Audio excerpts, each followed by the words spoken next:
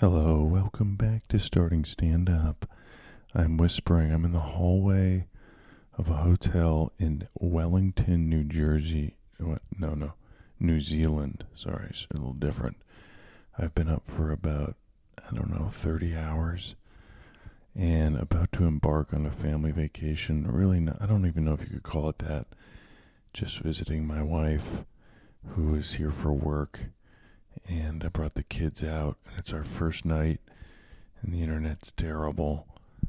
And the episode I thought I was going to release is unlikely, if not impossible, with the current snail pace. So I'm going to re-release an episode. It's an episode where I interview my wife, and I thought it was appropriate now that we've got 10 days trapped with our children and hopefully gathering lots of good material for our stand-up and maybe even some bonus material. I've got my microphone here in New Zealand. I'm literally sitting outside of someone's hotel room in the hallway because my children are sleeping and well, this is life. So, I guess I apologize for not having new material, but at the same time, I don't. And if you haven't listened to this podcast, just getting a little taste of it right now. And if you missed this episode, it was a popular one, and it's just me and my wife talking about why she thinks, how she thinks I can be funny, and really just pointing out all my flaws. So here you go, a re-release of me interviewing my wife. Bye.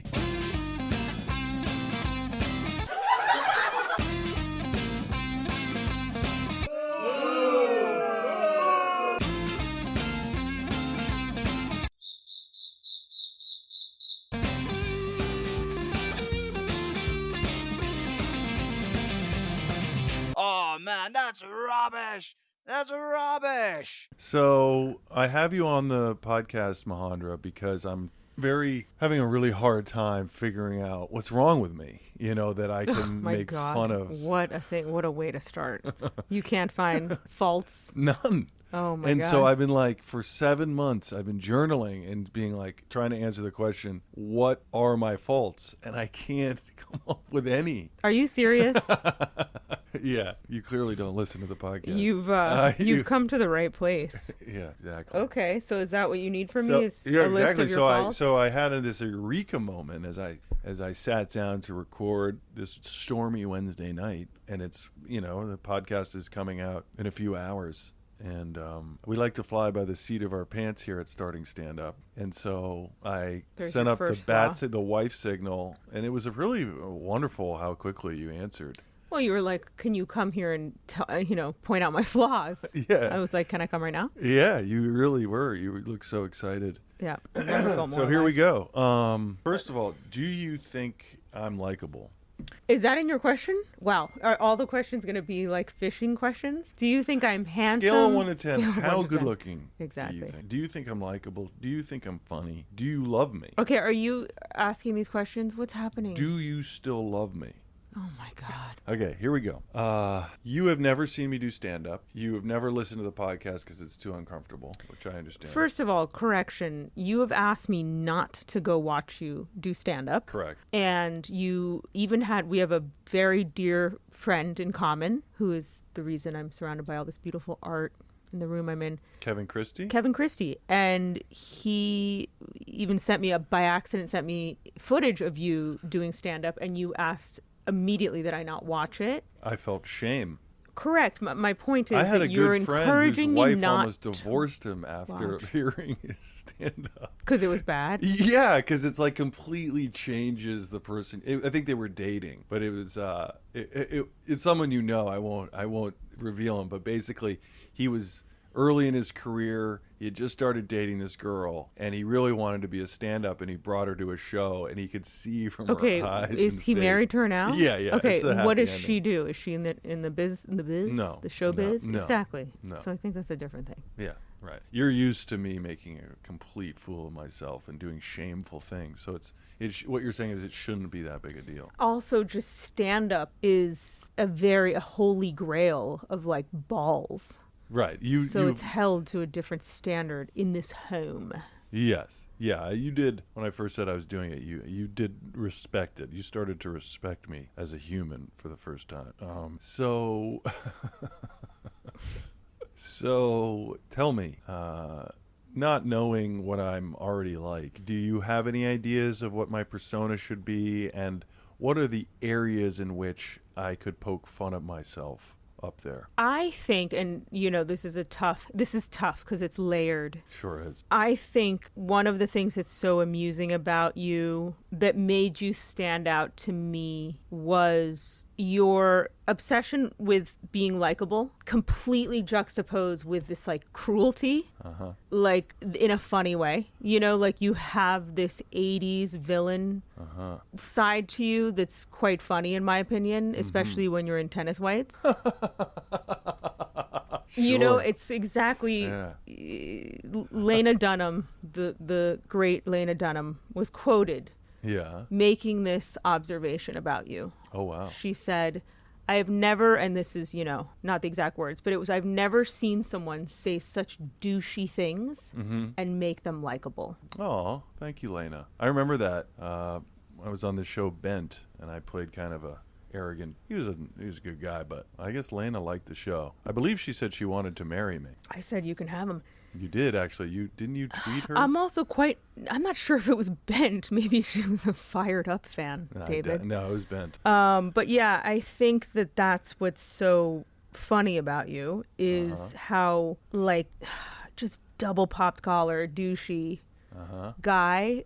One of your best friends. What is your definition of a douchebag? Let's start there. Because there's many different ones, and you often have different definitions of words than me. Well, that's like a very douchey thing to say right there. I would say a douchebag, your brand of douchebag. What do you consider a douchebag? There's like a few things, like a weird, like put on deep voice, like you got to have like the physical things, right? What's up, man? How you doing? Yeah, you got to be like, look a certain way, be like, hey, I want you to read at my wedding. I want you to read at my wedding. Yeah. Bro. Like, to your best friend who should be your, whatever the male version is, your maid of honor. Like that Chad meme, kind of? Yeah, Chad Tuckett. Chad Tuckett, yeah. Yeah. But I'm not Chad Tuckett, am I? You're not, but I think that part of you, like, is making fun of it, and then you're slowly becoming it. Yeah, well, I can certainly act like a Chad Tuckett sometimes, although the Chad Tucketts of my day were different than the Chad Tucketts now. It just seems like Chad Tuckett is proliferating. Of an evolution. Yeah, but it just seems like it's everywhere, bros just being so broy on video. Yeah, it's like this is what it is. Bros in the past used to not ever want to videotape themselves being bros, and now everyone's just broing out, almost like trying to be famous. Bros. You're just sounding like an old bro who doesn't understand, that things are I changing. But am an old bro. You're like a person who my teeny tiny Lacoste wearing Venezuelan cousins would watch in a movie and like try to imitate. Oh, thank you. Well, yeah, and because there's obviously a language barrier there, so they don't realize that joke's on them. But you understand, like that to me is what's funny. I kind of understand. You really don't, huh? No, I mean I get it in a way. I do. I understand. Now you said there's 3 parts to douchebag. That's one. Chad Tuckett. So that's the voice, the way you carry yourself. Just for the record, I want to say this is really enjoyable right now. I'm very much enjoying this, and from your facial expression, it seems like your experience is the complete opposite. Well, one, I'm like in a corner in the room, and I feel puts baby in the also corner. Just in a room by yourself. I'm in your office, and you're at your office desk. So I have not for anyone listening. No, but the exit is behind you. Yeah, I can't. I am blocking your exit as I'm describing why you're a douche. It's dangerous, but yeah, so there's that. That's the physical. That's the how you sound. Okay. And then the thing of like, this is the thing about douches is they're good. Like right when you're like, what a douche, he knows when to like sweeten up and get like a cute twinkle in his eye and, Sincere. He can Yes. He can switch between douchery and sincerity and earnestness. Yeah, so you're like, oh, is he just kidding? Or the whole, oh, he's actually a really great guy. I see. Yeah, Yeah. And that you do very well. It's very funny. I can fluctuate. Okay. That's interesting. So, and is there a third element, or is just sort of the body, and then the ability there's so many elements to a douchebag, but yeah. But I think it's overused at this point, to the point where I don't know what it means. Right. It's sort of like if you were to read a film script and be like, Jimmy, Chad Tuckett, douchebag. There's like the Saturday Night Live version of that, and then in many ways, you're a Boston douchebag. You're a Boston prep school douchebag. Okay. That's what if I had to, three Fair words enough. in a script. Okay. I don't think you are, David. You look like you're about to cry. But that's when you let yourself go there. Sure. It's very amusing. Okay, great. So it's how I landed you.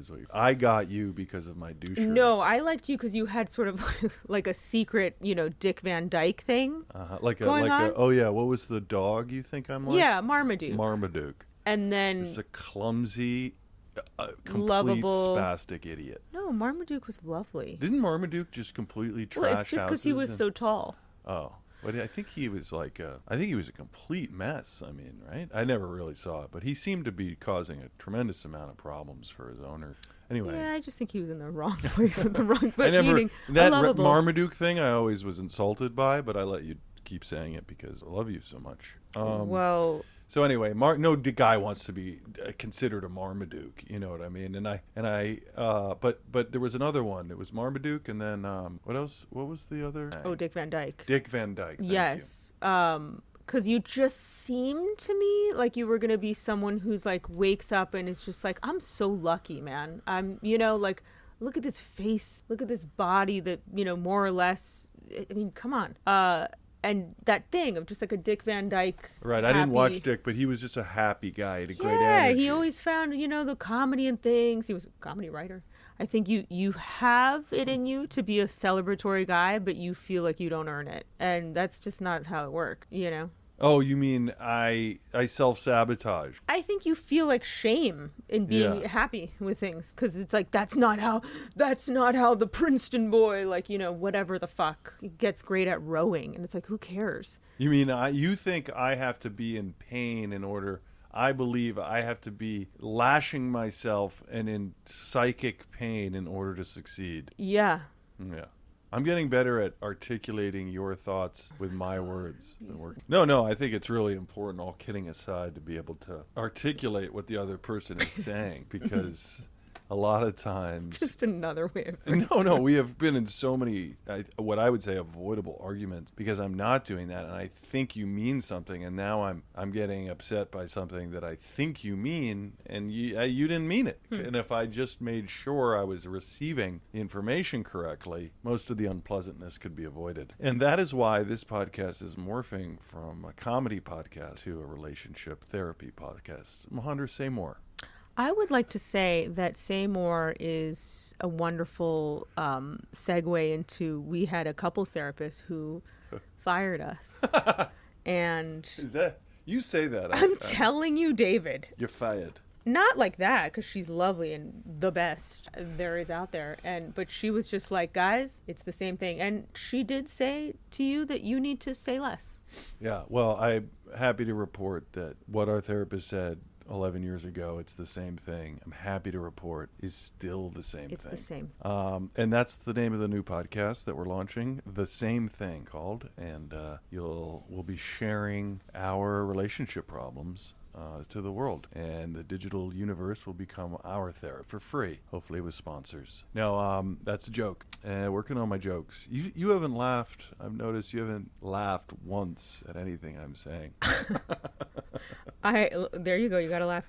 I did read that was like a thing before you marry someone Like, you know how they're like, you're going to see this person ill, they're going to smell, whatever. You always read the same thing, but it did say this one, which stood out, was like, it said, the same recycled jokes as, you know, another thing to pile on there of just like wanting to murder the person after a while. Yeah. And I thought that was very, very profound and very true. You know, when you're just always hearing me say like the same. Oh yeah, bit. Marriage. I mean, what is it? 13 years now. So it's like we have a lot of older couple friends, you know, and you can just see a wife just like watching their husband shtick for the 1,287th time and just being like completely dead in the eyes while everybody chuckles. It's so funny to me. It's so funny and sad and tragic. Moving on. Whoa. I had a little chill. You got a tick. Back suddenly. to me. We haven't really gotten anywhere. What you're trying to say is my persona should be douchebag, but I should keep people on their toes and get kind of real and sensitive at times.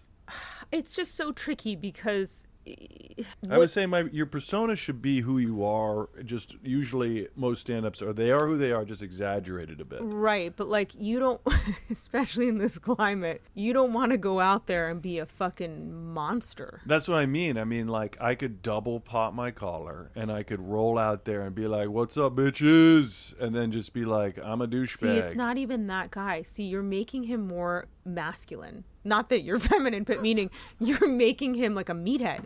This is not a meathead. Oh, it's a non-meathead douchebag. This is, you know, I have an $80 douchebag. Cream I use at night. A rich douchebag. Exactly. Okay, we're getting somewhere. We're getting more specific with it. But he's not rich, right? But he looks up to that. He's rich enough. He's rich enough.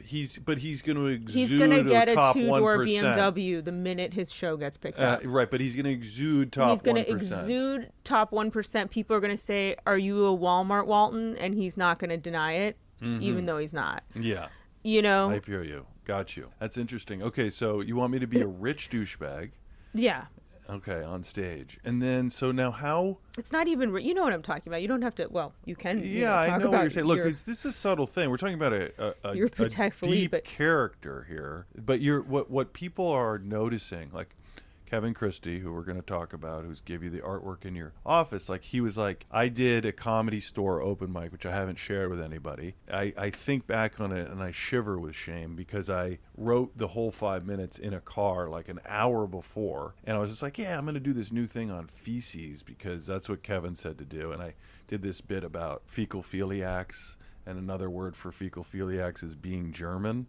And I just started ripping on Germans. I thought that was a pretty good joke. And we did get a good laugh. Right. But it's like not authentic to like... No, and it was all absurd. It was just this kind of like... I kept thinking of weird things to talk about that no one ever talks about.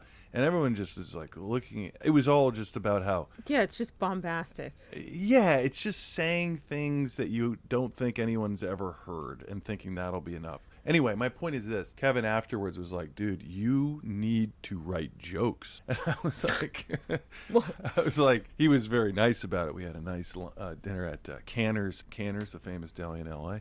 Anyway, and he said, and you may want to cover up your arms. Yeah. Now, for those who don't know me or ever meet me, I have these weird outsized arms, like where sometimes if I'm working out, my arms get like as big as my legs. I look like some weird chimpanzee. And I remember one of my nephews watching me play tennis. He's like, "Uncle Dave looks like a chimpanzee," and I was hunched over like, you know, like, and so he's like, cover those arms up because it makes, and it's like this weird mysterious thing where I think people they're not on your side when you get on stage. Maybe at these like these open mics, they're a little bit more, but like people are judging you immediately how you look, and they're going, who does this guy think he is? This guy thinks he's funny. And so Kevin's point was like, just don't show off your bod in any way. God, no. Yeah. But then you see, you know, Eddie Murphy rolls out in a skin-tight leather suit, just looking so sexual. But he's such Eddie Murphy. But it's Eddie like and Eddie Christie. and I are so similar, you know what I mean? No, but like Kevin Christie is so Kevin Christie. Right. Like he's not this like malleable thing. I mean, he is because he's a great actor of our time. Yeah. But he really does have like a persona. Yeah. Just on his own. And this is what I find so interesting about you is that I feel like there's the persona that you were brought up to feel you have to do, which is always like, I'm going to disarm you and just prove that we're just the loveliest, like down to cocktail earth. Charm party. Yeah, just like we're, barefoot and chill and but it's like then you're the same guy that like walks down the street on Larchmont and it's like, oh, homeless people, You love telling that story. Because listen, I'm a person who is obsessed with homeless people, and that got me. What do you mean it got you? What does that mean? Because it's like, here's this guy who's really nice and is concerned with seeming nice and is nice, like spends his time being like a good Marmaduke to everyone, but like he feels put out by homeless people. Certain situations, I think everyone can relate to certain moods where you're like, no, you go, the seventh homeless person asking you for something, you're like, okay, like, you said, you go, what am I supposed to do? Like, do I stop every time? It was like a neurotic musing, but it's like the opening line was, oh, homeless people, just... Yeah, you laughed. It made me laugh so hard. Yeah. The cruelty. I think you've always laughed at sort of accidental cruelty. Yeah, because it's almost like a childlike cruelty. Yeah, like when a kid is like, that guy's They're like, fat. Yeah. And you're like, Jesus. Yeah. Yeah, but in a certain circumstance, you're like, it's so pure of spirit. Exactly. And you did always think I was a very earnest person who had a good heart, Yeah. Yeah, which has changed dramatically. Well, that's what's funny to me about you, is Now that I'm you've done such a great job of like imitating the douchey like guy who like on a dime goes to golf in the Bahamas with a bunch of guys from Yale, that you've like become. I don't have Yale friend. Go ahead.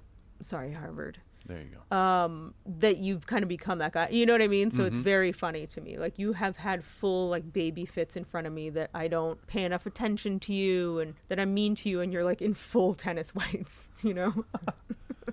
Yeah, I mean, but you're just so judgy of tennis, I love tennis. But you're very anti. Anyway, well, this isn't about you. We can talk about you and on your stand-up podcast. This is about me. We need to stay focused. So what have I learned? Let's sum it up. We've learned it all. No, I would say that I'm more confused now. I don't know where we stand. I don't know if... I thought this was about your stand-up comedy. No, it is. I'm just teasing. I'm just making dumb jokes. Okay. No, I think... Let me tell you what I'm struggling with. Is that you need something very quick. 30 seconds. Hey, how's it going, everybody? And in this first 30 seconds, you have to define who you are. And obviously you have the visual thing helping. So if you have...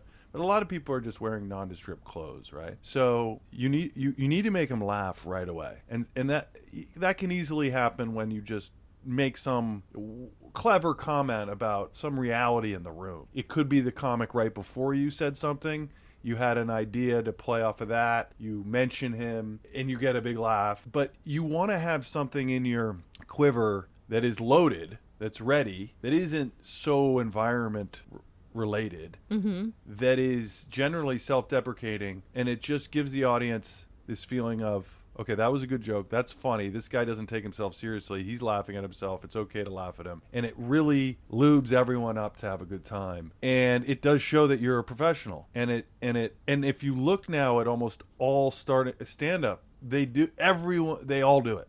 They all do it immediately. They just say something that somehow deprecates themselves and sums up their style. And so that's what we're searching for. That's what I'm asking for help on. It's not necessarily a vibe and a persona yet, because that is not something you really choose in a weird way. The audience, this is the advice I've been given by many people.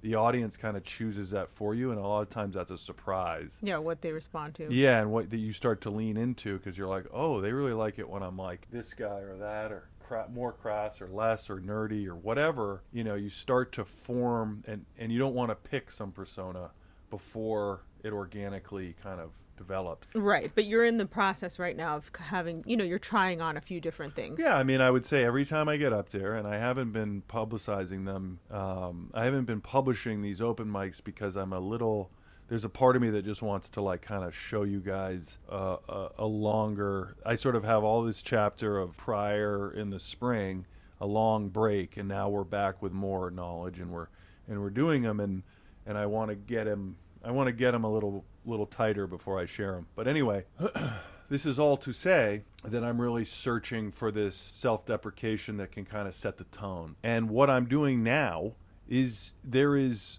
quite a lot of dirty, not dirtiness like blue, but it's an honesty. It's just shit jokes. Yeah, just shit and piss. No, there's an old And Germans. Yeah, if it comes out of a hole, don't talk about it. If it goes into a hole, you talk about it. I think that's the rule. But any hole can take it, right? Well, that's a great point. But you know what I mean. The Like right piss spirit. and shit is not going to be funny, but sex is very. Oh, I see what you mean. Yeah. Or anal sex. It's very clean sex. Got Or it. mouth sex. So Anyway, so that's what I'm searching for, and so physically, what do you think I could? I have a lot of ear growth, hair growth, like that make kind of fun stuff. of yourself physically? That's Yeah. so stupid, But it's David. not. It's Everybody like does Brooke it. Shields getting up there, or whatever. Like me, like my nose hair. Like, look, you're at a deficit because of the way you look, Okay. and Keep going. for you Tell me more. for you to get up there and be self-deprecating and wear a fucking flannel and be like, I have ear hair and like I have to hide my beautiful arms, like it's so stupid. Of Okay, course people are okay. gonna hate you. I would fucking throw something at you if I was another dude. Okay, well that's As a girl, they're gonna throw their underwear at you, so congratulations. Right. But you don't have to do Right. stand up for that. So I would try just once. And this is what's tough, because this is what I find funny about you, and I don't know that this is universally Go funny. for it. Tell me. Is like you get up there like, what's his face? Just like a touch of American Psycho. Like Bateman, 'Cause Patrick Bateman. it's the greed is good era. It's like that. I can't explain when you just tap into that a little, when you know that that's in the sauce that made this douchebag. It's just so funny to me. I mean, maybe that's what it is like, look, you are personally annoyed with how much you have to be careful. He loves to joke. Like, Millions of people are annoyed. no, I know, but like right, but that doesn't annoy exactly. So that's there you go. There are your people. But like you can, like, I will say something about my own people and get like a weird look where I'm like, of course, because people are so nervous they don't want to laugh, and I'm like, no, I'm allowed to say that, whatever, right? Right. And Who are your people again? the Hispanic Latins. Yes. So like even when you like to Can joke, you do this interview with an accent for the rest of the way? Can I? But can you give I me a am little doing an bit? accent No, right now. do a little bit. I'm doing an accent of your people. No, I know, but can But we I get really a little talk bit? like this. Like, this is how I normally talk. No, but like you'll say my immigrant wife to people. That used to Yeah. get a laugh, and now it doesn't as much. People Well, are like, you are an "Oh." immigrant. I know. Yeah. But my point, you understand? So maybe that's what your thing could be. It's just like a guy up there wearing Pete's fashion, Pete's Fashion is made to measure tailor that would come into L.A. and we would all go get sport coats for less than you could buy in, like, I don't know, Brooks Brothers. It was a screaming deal because the tailors in Hong Kong obviously are, do not have good working conditions. I don't David, know. that right there is your log line. I mean, from comparing prices to Brooks Brothers to sports coats, that you were in your 20s. Yeah, well, I was a this. bachelor in Los Angeles, and look, everyone knows that dressing properly and well, like an adult and not a college student, is going to help get you laid, and is going to make you feel good. Just so not true in LA. No, it did though. Everyone was getting so much action. Because you didn't know the other alternative. You never even tried to wear just a normal t-shirt. Well, we were what you'd call like an East Coast expats, because boarding school kids. Los Angeles, for those who've never lived there, is a weird place that attracts just this wide swath of some of the lowest level people you've ever met. Desperate and sad and valueless, but also incredible people. Extremely creative, smart, fun. And in the early days, you're wandering around and you're just like, everyone feels creepy. I got nothing in common with any of these people. And then you find, some people who maybe grew up on the East Coast and, went to boarding schools. And so we started hanging out. And then you're like, oh, I feel like I now have a crew. Exactly. And the irony is, for most women, a crew of expat boarding school guys that are buying sports coats from the Beverly Hilton. Incredibly attractive. Couldn't be more dangerous and feel more creepy. That's now. Back but then. no. Oh, David. Attractive. Oh my God. Incredibly Back attractive. then, no. But anyway, the point is, your group is incredibly attractive, but also really sweet. That is the David Walton pond. Right. There's a douchiness. There's a there's a for sure one of these guys put something in my drink, and it's like no one put anything in your drink. No. They're all sweet. They're all Sweethearts. vulnerable. Yeah. They're all journaling. And They're all journaling. they're all gonna cry. One's gonna cry by the end of the night, telling everybody else how much they love them. Yes, a lot of love. Lot of love. Some And- ecstasy, but No, mostly but- non-ecstasy. Yeah, there was so much emotion. Yeah, a lot of just being in touch with. But I have noticed that, not to digress, that men are increasingly comfortable expressing their love for one another. The bro love is very deep out there, and that's a new thing. That's a beautiful thing that I encourage and like to see. Just men hugging, telling them each other that they love them. We were kissing each other on the cheek back in early 2000, and that's now much more ubiquitous, but I felt like we were early adopters of that. And even though the Italians have been doing it for... Well, yeah, I was just going to say, my people, the men kiss each other and they cry more than Yeah, the ladies. yeah. So look, I'm going to More take emotional. credit for everything. We're first movers on an enormous amount of things. We've set a lot of trends in motion just in a short couple years. So is that more of the vibe that you think I should be going for on stage? Is kind of a delusional, arrogant douchebag, or?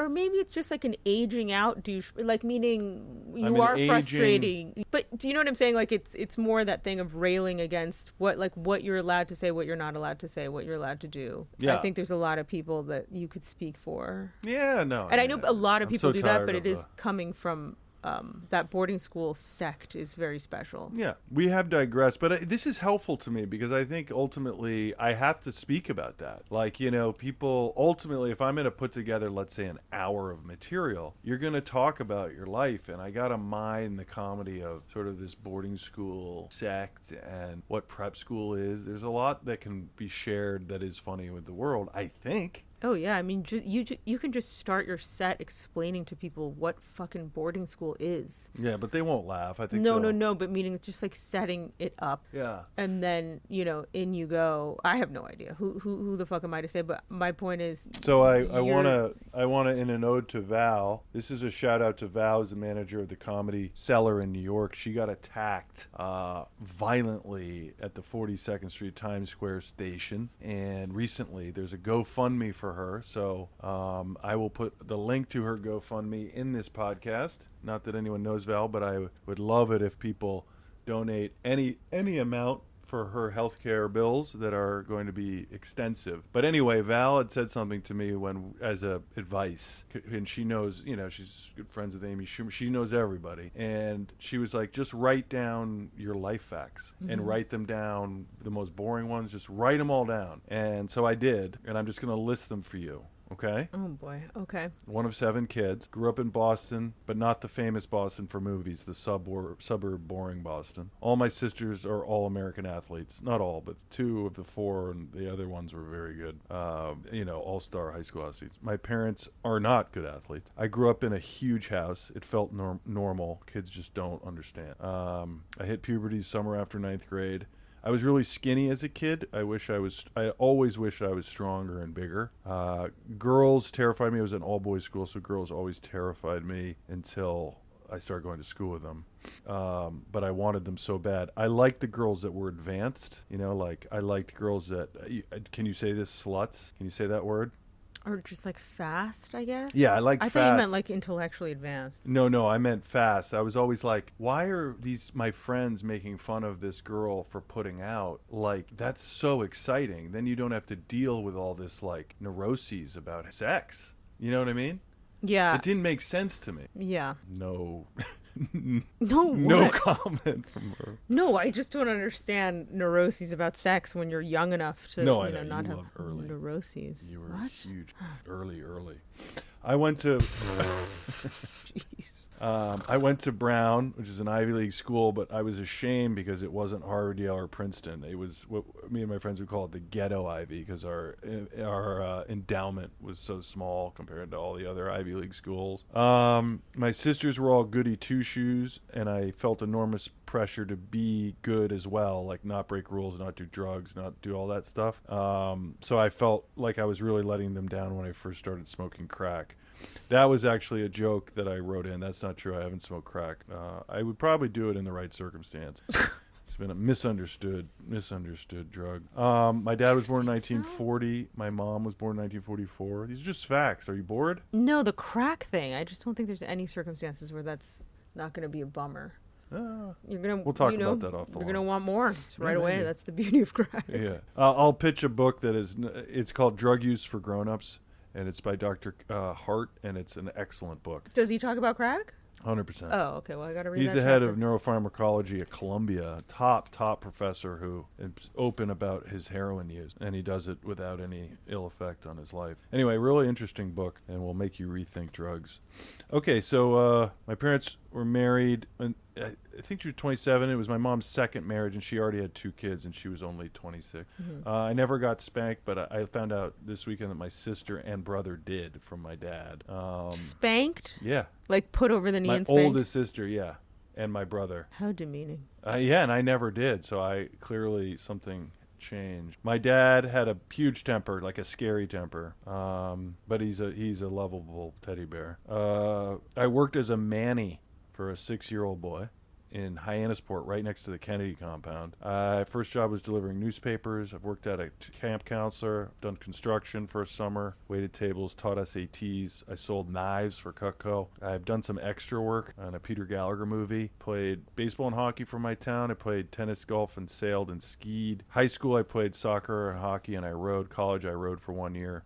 I was in a sketch comedy troupe in college with the famous John Krasinski and many others called Out of Bounds. I was in an improv group called Spit in high school, St. Paul's Improv Theater, and I moved to New York City after college to make it as an actor. It's interesting, as I say those facts, you get this little tickle that there's something there to make, there's things there, and I think Val, this is an ode to Val, who we're thinking about, is that's what she's going for, is that sometimes simple facts are interesting to people. They just want to know some little thing about you, and then what is your riff on those things? Do you agree?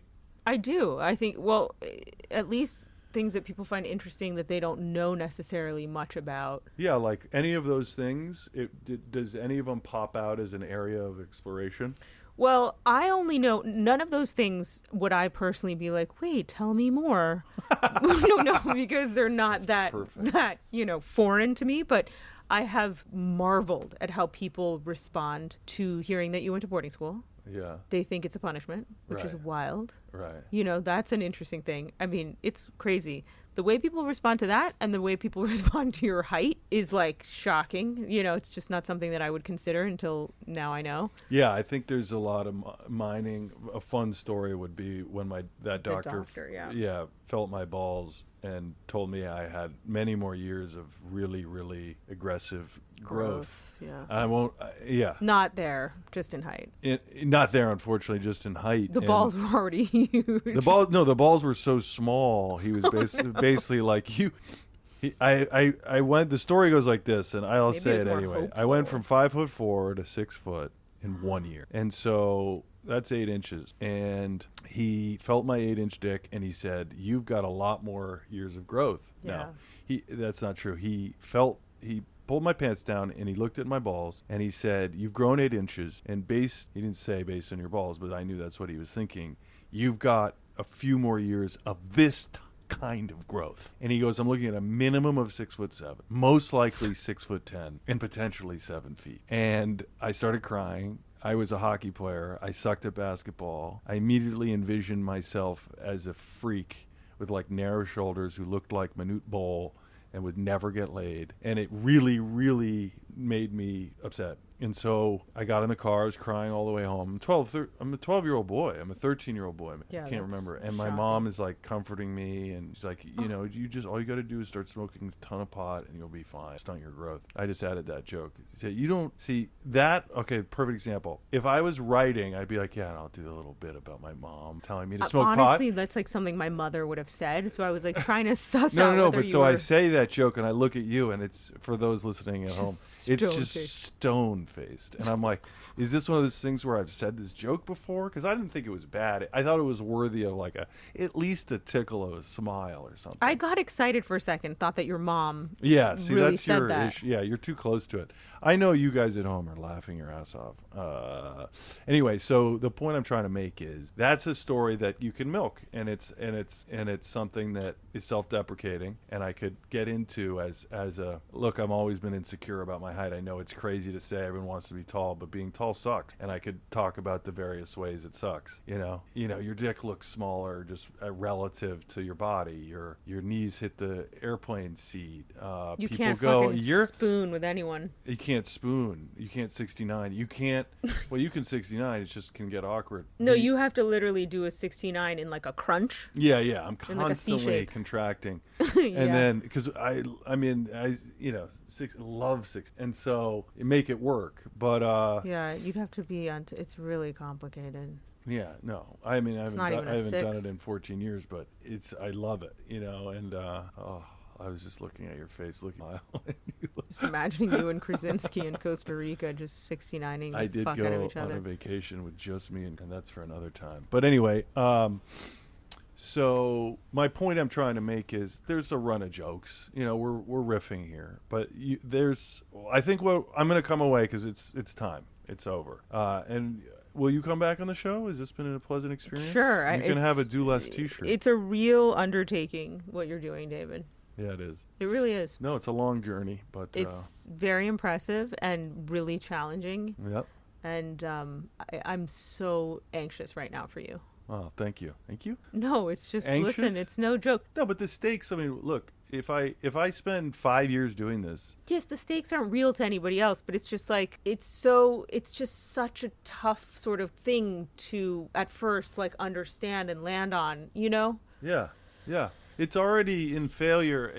I think it's very fascinating. It's really hard. It sucks that you have to go and wait at open mics for an hour and a half and drive and go do them. Like, I think I'm going to sign up for like a comedy camp. And I know I was warned not to do these, but there's one in LA. Oh God. No, David. not a camp, but like one where you can just get, tons of reps and have people around. But if you were recommended not to do it, then that means that's just 2 people, by the way. And the truth is, I know what I need, and I need to be around people, and I need to be in it and immersed. And I need to be forced to be writing all the time and Okay, but performing that all the might time. not be. This isn't like golf camp. Like, No, I know. This might just be like going to LA for an extended period of time and hanging out Just relax. with Okay. comedians. Anyway, so but yeah, this has been very helpful. I like that I read through the facts. There's some things there I realized that I can go try out, and we can keep building on it. But I think my height is definitely something that would seemingly not be self-deprecatable because people want to be tall, but I'm like right on the edge of too tall. I really am. You are. And sometimes I feel like a giraffe. I look at a picture and I'm like, I look like Manute Bol. And it's like and especially I did this show called Power Ghost, and my boy Gianni is shorter than me, and like we had one scene and people were just like, holy shit. It's like Gianni looks like this yoked MMA fighter, and I look like I'm gonna blow away in the wind. Yeah, you're and like it's a just fucking like Reed. Yeah, it's Ichabod just like Crane. Yeah, it just sucks. So I still have insecurities about my height, and I got to figure out a way to just maybe that's a good way to start, and then and then then the vibe, the persona, that's stuff that I'll wait on, but I'll certainly experiment with coming out with a bit more of an arrogant vibe. Let's just call it that for the sake of the douchebag parsing. More arrogant, more like owning it, and more like, you know what, this is my stage, and like I'm gonna go. But I'll just test it because why not? That's what you got to do. Yeah. But, we'll see. I hope you enjoyed this. I really do thank you, Majandra. This is as much as we struggle to have a conversation with our kids around. Ugh. It's so annoying. It's just wild. I think we may have found a way to actually have a fun, substantive conversation because we just go. Or we just try to find your flaws. yeah. So terrible. I could do this all the time.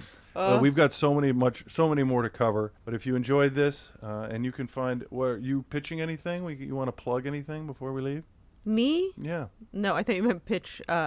No. You want to plug anything to the huge starting stand-up audience? No. If anything, I'd like you to change my voice and say I'm a different person. Why? Can you do that? No, I'm kidding. I'm kidding. I'm so proud to be on this. Oh, okay. Good. Well, I appreciate it, and I've got a Wakinichi T-shirt, a Do Less T-shirt, which is my mantra in life. Everyone's doing too much. So, yeah, thank you. There's a ripping storm. How about some Venery? What the fuck is that? Inside joke. All right. Is that your sign-off? Yeah, a little bit. All right. Work on that. This is genius. All right. Bye. Bye now. See you next week.